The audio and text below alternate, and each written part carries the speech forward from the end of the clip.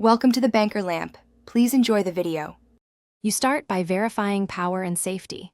Check whether your home socket is 120V or 240V and confirm breaker capacity so you avoid overloads. Once done, park the car so the cable reaches comfortably. Inspect the charging cable and plug for cuts, corrosion, or moisture, because damaged gear causes faults. Next, lock the car in park with the parking brake, then unlock the charge port. Now you're ready for the first physical connection, and you'll prevent trips and faults by doing these checks first. You plug in with intent. If you have only 120V, accept slower overnight charging. If you have 240V level 2, expect 310 kW and faster replenishment. Once the charger is powered, watch for its self-check lights or app confirmation. This indicates proper grounding and communication.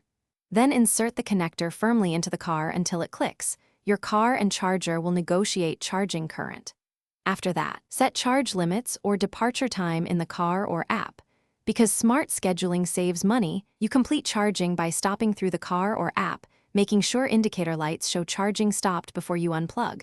This prevents arcing and fault codes. Remove the connector carefully, then coil and stow the cable to avoid damage.